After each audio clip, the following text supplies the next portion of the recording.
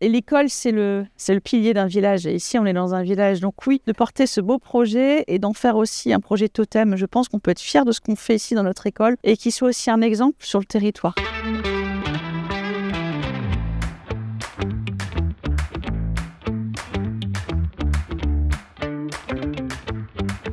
En 2018, on a fait un grand diagnostic énergétique de l'ensemble de nos bâtiments municipaux et donc il s'est avéré que bien entendu l'école était le bâtiment le plus consommateur en énergie. C'était le bâtiment sur lequel il fallait porter nos priorités en termes d'investissement en matière de rénovation énergétique. Il a fallu bien entendu embarquer tout le monde, l'équipe enseignante, les familles, j'ai envie de dire les habitants aussi pour qu'ils comprennent les enjeux de ce projet, il fallait qu'ils soient acceptés.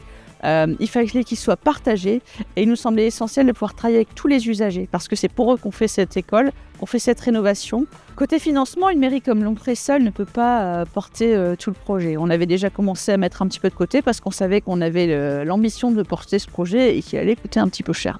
Le programme avec du Rénov' de la Banque des Territoires a été indispensable pour nous permettre de boucler le projet. On a pu obtenir 1,4 million d'emprunts de la Banque des Territoires. Sans ça, clairement, on ne portait pas le projet. Si je devais reprendre les actions les plus fortes et plus symboliques dans le cadre de ces travaux de rénovation, c'est bien entendu la rénovation énergétique. C'était le premier objectif, donc l'isolation complète du bâtiment avec une VMC double fût, qui va nous permettre de réduire nos consommations de 70%, qui est énorme, qui va impacter nos consommations, nos factures énergétiques.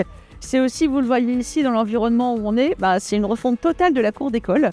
On a une végétalisation de la cour d'école, un beau travail qui a été fait aussi en partenariat avec les enfants. Rénovation énergétique veut dire repenser entièrement la stratégie énergétique du bâtiment.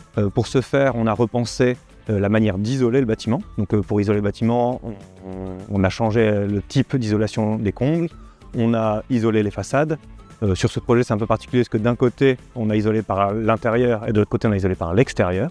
Ça fait partie de la stratégie globale. Et on a remplacé entièrement les châssis menuisés, donc les parties vitrées du bâtiment. On a aussi une partie technique qui va participer à la rénovation énergétique, la mise en place d'une ventilation double flux qui va venir renouveler l'air entièrement du bâtiment au fur et à mesure de la journée. Donc c'est un système intelligent, c'est-à-dire qu'il y a des capteurs qui permettent de renouveler l'air quand c'est nécessaire. On sait que c'est la priorité pour, dans toutes nos communes, de pouvoir rénover nos écoles au niveau énergétique. Et pourtant, c'est le lieu le plus symbolique, le plus fort, dans lesquels on peut partager justement tous ces enjeux liés à la transition énergétique. Donc oui, le projet du Rénov', il est indispensable et j'invite vraiment les maires à s'emparer de ces financements qui sont indispensables.